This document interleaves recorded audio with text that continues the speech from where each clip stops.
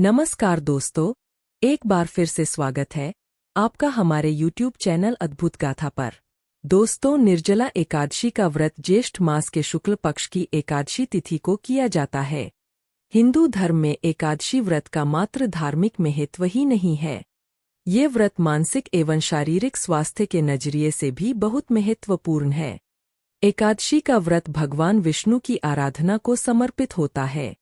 इस एकादशी का व्रत करके श्रद्धा और सामर्थ्य के अनुसार दान करना चाहिए। इस दिन विधिपूर्वक जल कलश का दान करने वालों को पूरे साल की एकादशियों का फल मिलता है। इस प्रकार जो इस पवित्र एकादशी का व्रत करता है, वह समस्त पापों से मुक्त हो जाता है। सनातन धर्म में एकादशी के दिन सृष्टि के पालनहार भगवान विष्णु और मां लक्ष्मी की विशेष पूजा अर्चना की जाती है। साथ ही जीवन में आध्यात्मिक उन्नति और सुख शांति समृद्धि की प्राप्ति के लिए व्रत भी किया जाता है। इस व्रत को देवव्रत भी कहा जाता है, क्योंकि सभी देवता, दानव, नाग, यक्ष, गंधर्व, किन्नर, नवग्रह आदि अपनी रक्षा और श्री विष्णु की कृपा पाने के लिए एकादशी का व्रत करते हैं। विष्णु पुराण में निर्जला एकादशी का महत्व बहुत ही खास माना गया है। माना जाता है कि इस एकादशी का व्रत करने से आपको सभी एकादशी का व्रत करने के समान फल की प्राप्ति होती है। बताया जाता है कि 5 पांडवों में से एक भीम ने निर्जला एकादशी पर बिना पानी पिए भगवान विष्णु का यह व्रत किया था, इसलिए उन्हें मोक्ष और लंबी आयु की प्राप्ति हुई थी। इसलिए इस व्रत को भीमसेनी एकादशी कहा जाता है। इस व्रत को करने से आपके घर से पैसों की तंगी भी खत्म होती है और मां लक्ष्मी आपसे प्रसन्न होती है। दोस्तों, इस वर्ष निर्जला एकादशी का आरंभ 17 जून को सुबह 4:43 से हो जाएगा और इसके बाद 18 जून को सुबह 6:24 तक रहेगी।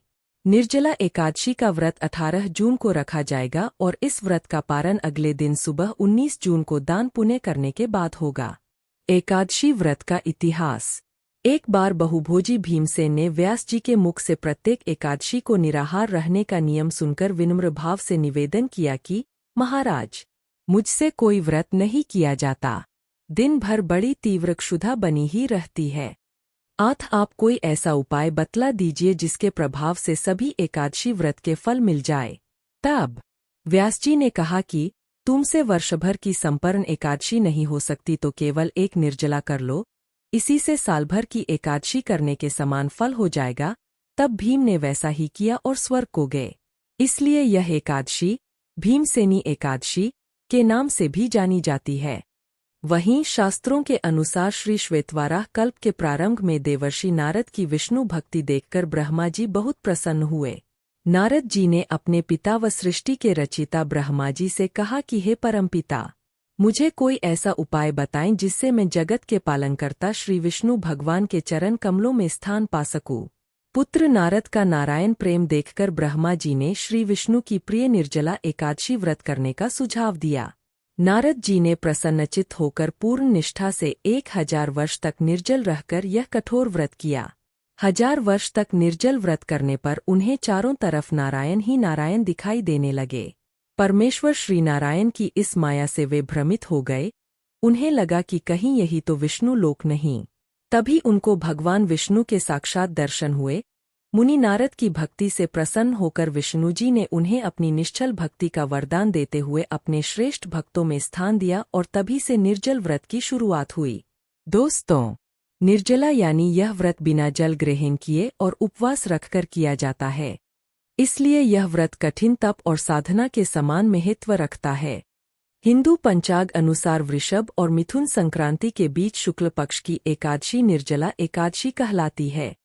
इस व्रत को भीमसेन एकादशी या पांडव एकादशी के नाम से भी जाना जाता है। पौराणिक मान्यता है कि 5 पांडवों में एक भीमसेन ने इस व्रत का पालन किया था और वैकुंठ को गए थे, इसलिए इसका नाम भीमसेनी एकादशी भी है। सिर्फ निर्जला एकादशी का व्रत कर लेने से अधिक मास की 2 एकादशियों सहित साल की 25 एकादशी व्रत का फल मिलता है। जहाँ साल भर की अन्य एकादशी व्रत में आहार संयम का महत्व है, वहीं निर्जला एकादशी के दिन आहार के साथ ही जल का संयम भी जरूरी है।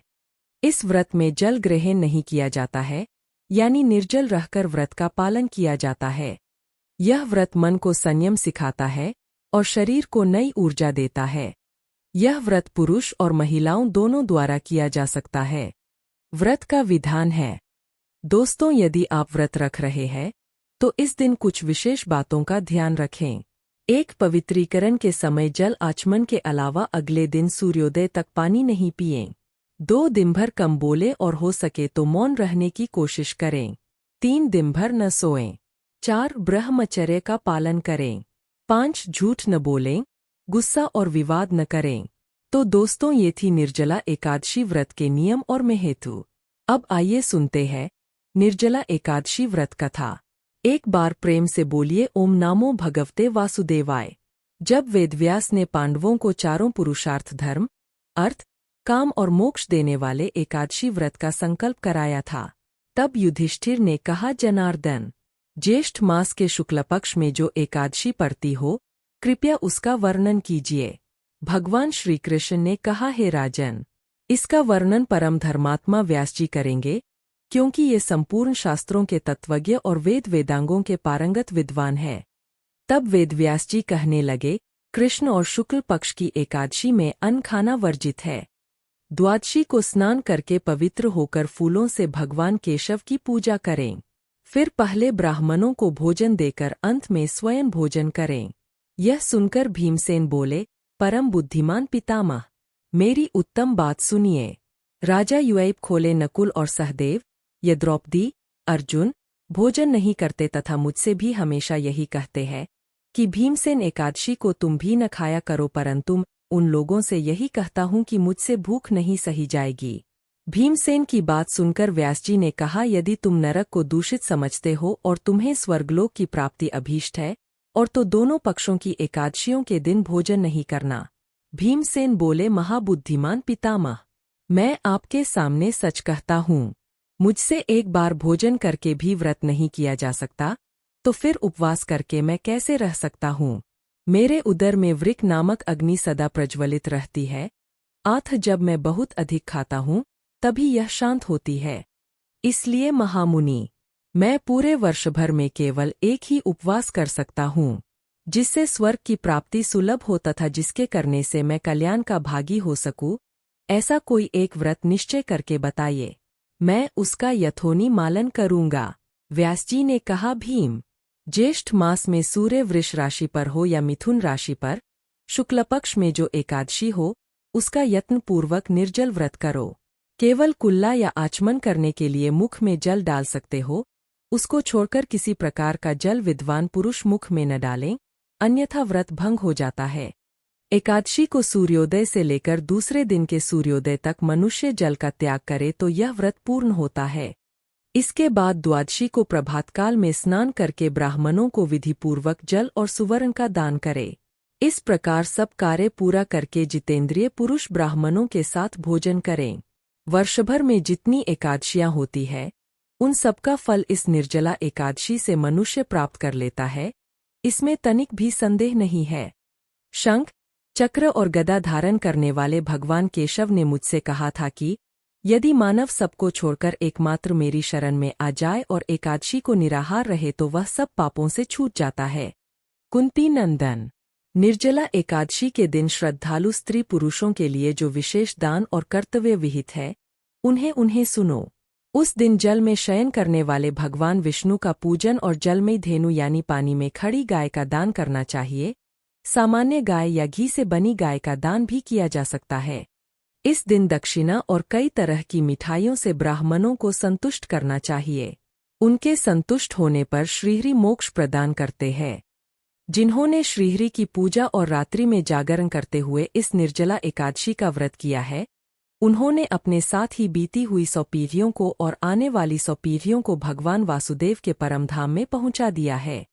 निर्जला एकादशी के दिन अन्न, वस्त्र, गौ, जल, श्गेया, सुंदर आसन, कमंडलू तथा छाता दान करने चाहिए।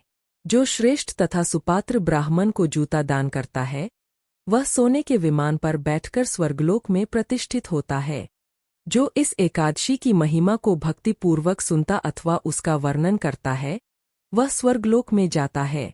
चतुर्दशीयुक्त अमावस्या को सूर्य ग्रहण के समय श्राद्ध करके मनुष्य जिस फल को प्राप्त करता है वही फल इस कथा को सुनने से भी मिलता है। भीमसेन। ज्येष्ठ मास में शुक्ल पक्ष की जो शुभ एकादशी होती है उसका निर्जल व्रत करना चाहिए। उस दिन श्रेष्ठ ब्राह्मणों को शक्कर के साथ जल के घड़े दान करने चाहिए। ऐसा करने से मनुष्य भगवान विष्णु के समीप पहुंचकर आनंद का अनुभव करता है। इसके बाद द्वादशी को ब्राह्मण भोजन कराने के बाद स्वयं भोजन करे। जो इस प्रकार पूर्ण रूप से पापनाशिनी एकादशी का व्रत करता है वह सब पापों से मुक्त हो आनंदमय पद को प्राप्त होता है। यह सुनकर भीमसेन ने भी इस शुभ एकादशी व्रत को किया। हे प्रभु, अपने जैसे भीमसेन के पाप मुक्त किए वैसे ही सबके करना। कथा सुनने वाले और कहने वाले दोनों पर ही अपनी अनुकंपा बनाए रखना।